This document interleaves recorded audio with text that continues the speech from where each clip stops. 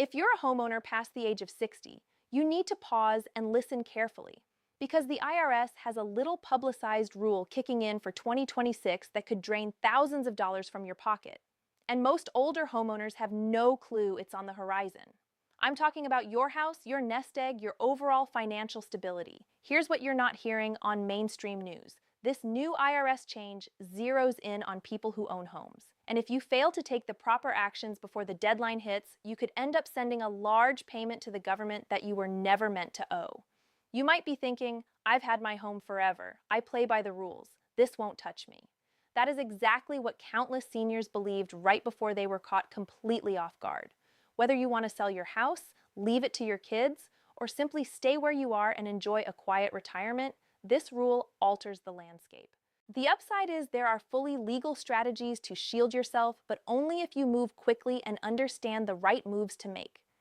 In this video, I'm going to lay out precisely what this new IRS regulation means for you, who stands to be most affected, and 3 straightforward actions you can start taking today to safeguard your property and your savings. Before we jump deeper into it, if you know another older homeowner who needs this information, hit that like button right now so YouTube can show this to the people who are most at risk. We have to look out for one another. Now that you know the stakes, let's dig into the specifics. Because wrapping your head around this new IRS rule is not just helpful, it is absolutely vital for your long-term finances. And I want you to grasp every part of it so that when this video is over, you feel steady, educated, and ready to act. We'll begin with the basics. For many years, U.S. homeowners, especially older ones who have held onto their homes for a long time, have enjoyed something known as the home sale exclusion. This is a section of the tax law that allows you to keep a large portion of the profit from the sale of your main home out of taxable income. If you're single, you've been able to exclude as much as $250,000 in gains. If you're married filing jointly, that limit jumps to $500,000. That has been the long-standing framework, and millions of retirees have counted on it when selling a home and moving into senior communities, downsizing, or relocating to be near loved ones. Now here's where things start to get tricky. In 2026, the IRS, together with new legislative guidance that became active this year, rolled out updated rules for how that exclusion is figured, who actually qualifies, and the circumstances under which it can be cut back or wiped out altogether. And this is not limited to people who plan to sell. It also reaches those who hope to leave their house to children or grandchildren, those who have rented out portions of their home, those who've used part of their property as a workspace, and even those who have taken on a reverse mortgage. In short, this affects nearly all homeowners over 60 in the United States in one way or another. Let's walk through the most significant shifts, beginning with the residency requirement. Under the old rules, you needed to have used the property as your main home for at least 2 of the 5 years before the sale to get the exclusion. That sounds straightforward, right? You live there, you sell, you don't pay taxes on the first $250,000 or $500,000 of profit. But the new IRS guidance has narrowed what qualifies as your primary home and how that period of residency needs to be proven. Here's how that plays out in real life. If you've been spending a good chunk of each year, maybe several months, at a second home, a vacation property, or even staying with relatives in another state, the IRS may now challenge whether the property you label as your primary home actually meets the standard.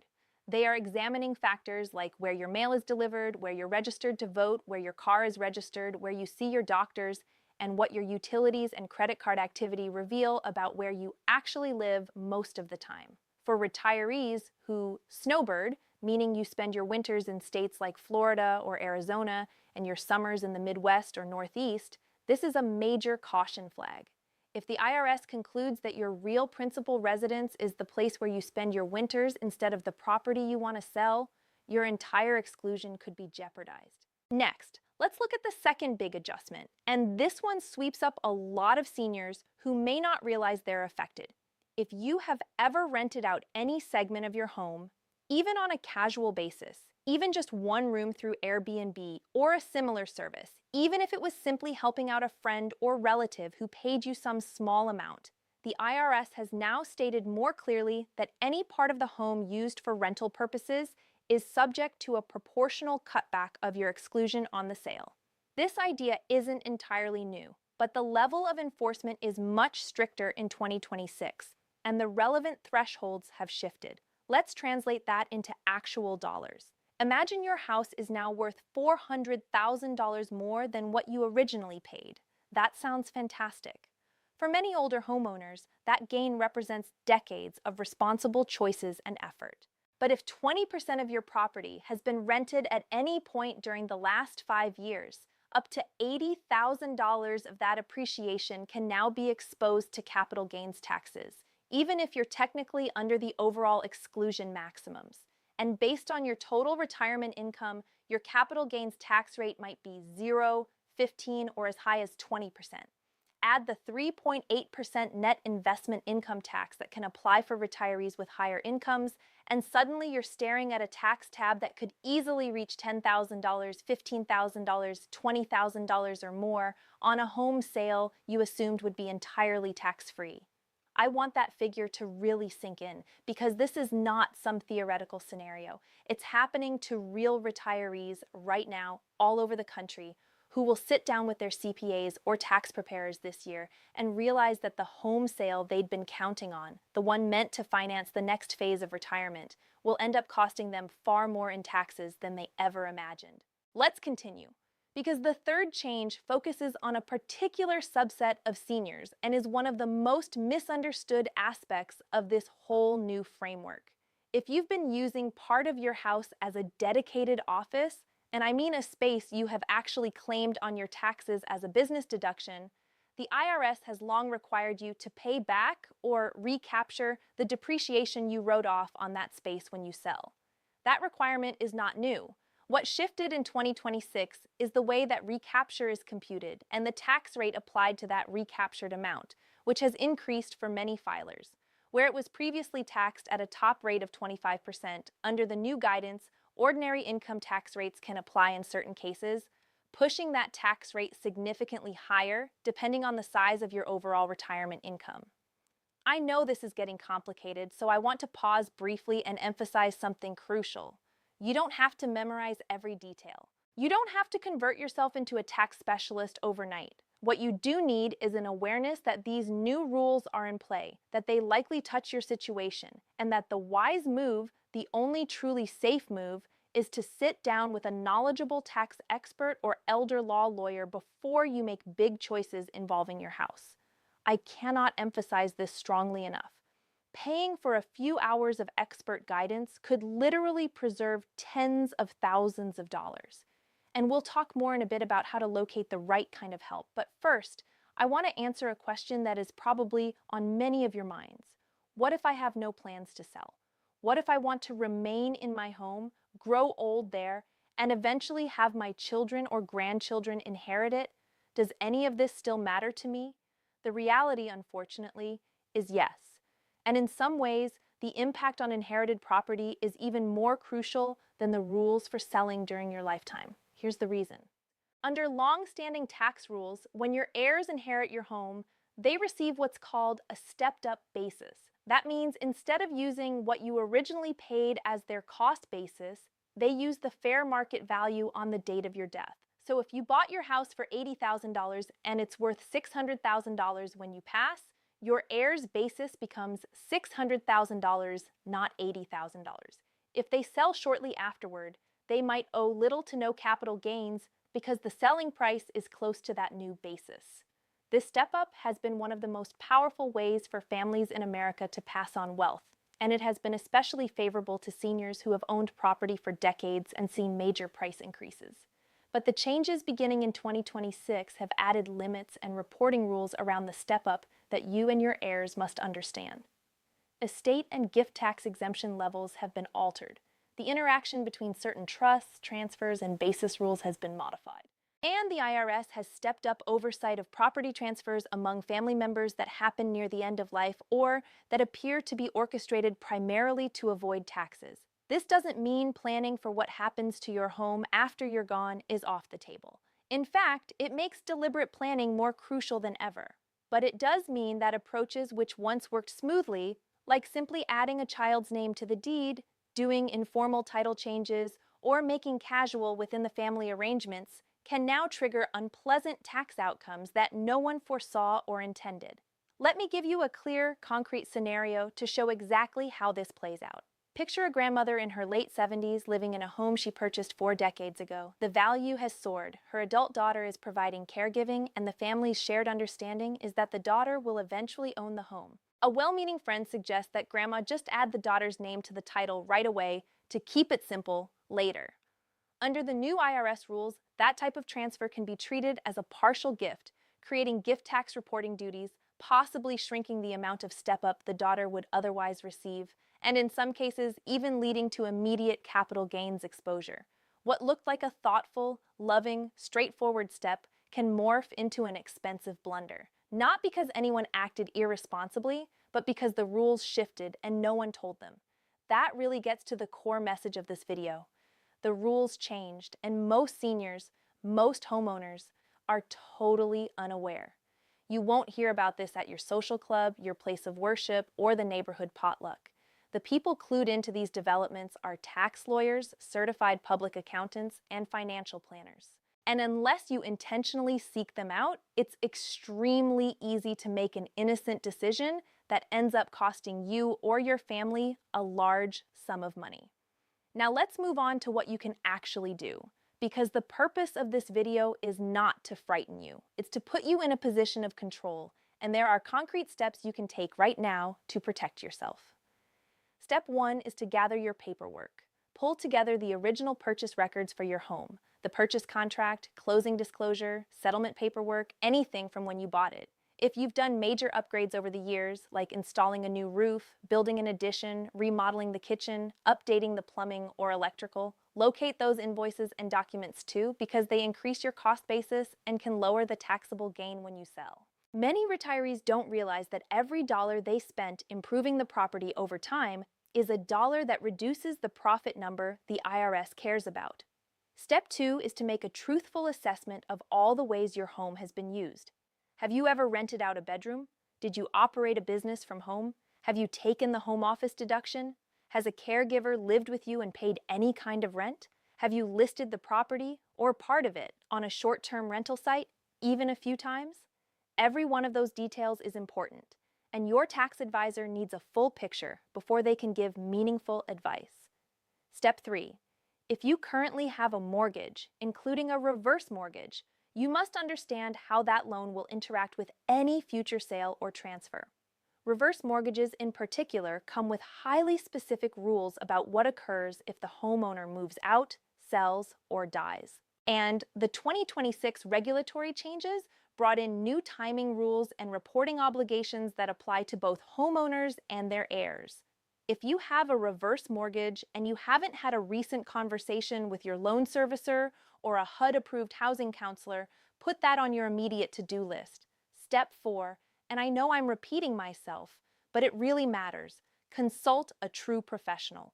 Not a neighbor who does a few tax returns on the side, not a big box tax prep chain that mostly handles simple filings, and not the friendly local preparer who's done your taxes forever but doesn't specialize in real estate or aging-related issues. You want someone who understands exactly how the 2026 IRS updates mesh with homeownership, estate plans, and retirement income. Ideally, you're working with a CPA focused on retirees, an elder law attorney, or both collaborating. If paying for that expertise feels daunting, and I know many older adults on fixed incomes worry about hourly fees, there are options. Many communities have low-income taxpayer clinics that offer free or low-cost help.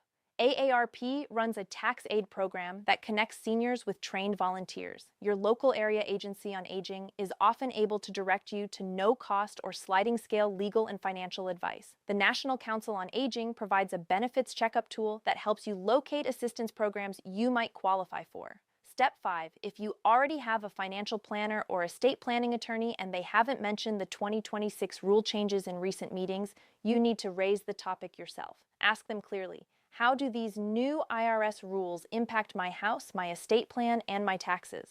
A competent advisor will be glad you asked. If they seem unsure what you're talking about, that's a signal you should take seriously. Now I'd like to talk briefly about something beyond pure numbers, and that is the emotional side of all of this. Your house is more than just an asset on a balance sheet. For most of you, it's the place where you raised your kids, celebrated holidays, hosted friends, and found comfort. The idea that a government agency could influence what happens to that home, to the money you receive from it, or to whether your children can inherit it without a heavy tax hit feels deeply personal. And that reaction makes complete sense. But here's the reality. The government is not trying to seize your home. We're talking about tax regulations. And like all tax rules, they can be managed and navigated. People do this every single day when they have the right advice. The retirees who will really feel pain from these changes are not the ones who learn the rules and take steps. They're the ones who stay in the dark, make choices without information, or just assume that the system works the way it always did. Being informed is your strongest protection tool right now. And that's exactly why you're investing your time in this video. I also want to touch on an issue that comes up constantly with older homeowners, and that's timing as it relates to capital gains tax rates. Many people already know that what you pay in capital gains taxes is tied to your total income. If your income is low enough in retirement, you might be in the 0% capital gains bracket. That sounds ideal, and for some retirees, it is. But this is where careful planning becomes non-negotiable. When you sell your home and receive that large payment, the taxable portion of that profit counts as income in that tax year. Suddenly, your income for that 1 year could shoot up, knocking you out of the 0% bracket, possibly raising your Medicare premiums through what's called the income-related monthly adjustment amount, and potentially increasing how much of your Social Security is taxable. All these systems are interconnected, and a single property decision can have ripple effects you'd never expect. A skilled tax planner will step back and look at your entire financial situation, not just the home sale on its own. They'll consider options like installment sales, charitable giving strategies, and carefully choosing the year in which you sell in order to keep your taxes lower over time. These are established planning tools that ordinary people use, and they are available to you if you get the right guidance. I also want to address those of you who are married or have a partner. If the title to your house is in both of your names, then whatever plan you have for that property needs to account for both of you. What happens if one spouse dies before the home is sold? How is the step-up in basis handled? How is the ownership structured? Joint tenancy, tenancy in common, community property if your state recognizes it. These aren't abstract legal details. They are real-world choices that can mean differences of tens of thousands of dollars, and they absolutely belong in your discussions with a qualified professional. And if your adult children are already helping you manage the property, maybe they're contributing to the mortgage, paying for big repairs, or overseeing things while you travel or receive care, be aware that these financial arrangements can create unexpected legal and tax consequences under the new rules. Even family arrangements made with the best intentions need to be reconsidered in light of what changed in 2026. There's one final topic I want to hit before we close, and that's timing in terms of taking action. One of the biggest errors people make with financial decisions, including home sales, is waiting until the last minute. I understand why. Change is uncomfortable. Taxes are intimidating. It's easy to think I'll handle that later. But with the 2026 IRS changes, putting things off can be very expensive. Think about what delay can look like here. Imagine you plan to sell next spring and you just assume the old rules still apply. Because you didn't talk with a professional ahead of time, you never bothered to collect receipts for all the improvements you've made. You had no idea that renting out a room on Airbnb 2 years ago would cut into your exclusion. And you didn't realize that the way your deed is structured piles on extra tax. By the time your tax preparer uncovers all of this, the sale is finished and the tax liability is already baked in. That kind of scenario plays out daily across the country, and it does not have to happen. Preventing problems is almost always cheaper than trying to fix them later when it comes to taxes. And even if a sale isn't on your immediate horizon, the estate planning side of these rule changes means that every year you wait to update your plan is another year of vulnerability. Wills and trusts written 5 or 10 years ago may not match up with today's rules. Beneficiary forms that used to be smart might not be the best choices anymore. For many seniors, the home is the single largest asset they own, and it deserves the most careful and current planning you can give it. I open this video by saying the situation is urgent. I hope by now you see why and why I feel so strongly that older homeowners across the country need access to this information. Not because you should be scared, but because you should be proactive and well prepared. You've poured years of effort into your home. You've paid for it, looked after it, and filled it with memories. You deserve to have it benefit you and your loved ones in the smartest possible way. These new IRS rules don't have to be a danger. With solid information and expert help, you can work within them, but you must take the first step. So here's your action list after watching this video. First, collect your home purchase documents and all records of major upgrades. Every renovation, every substantial improvement feeds into your basis and lowers your taxable gain. Second, write down any ways your property has been used for something other than your primary residence in the past 5 years. Third, book an appointment with a qualified CPA or elder law attorney this week if you can. Don't put it off for next month. Fourth, if you have a reverse mortgage or any kind of complicated title situation, call your loan servicer or your lawyer today. Not after holiday season, not after summer vacation, today. And fifth, talk openly with your family. Make sure your spouse, your children, or anyone who will be part of your home's future understands what's at stake and is included in the conversation. Family discussions about money and inheritance can feel awkward, but the families who have them are the ones who end up protected and ready. I want to genuinely thank you for staying with me until the end. I know this was dense, and some sections were a bit heavy, but you stayed focused and saw it through. That already puts you far ahead of the millions of older homeowners who don't yet know any of this is happening. Share this video with a friend, a neighbor, a sibling, or any retiree you know who owns a home and is over 60, because this is too important to keep to yourself.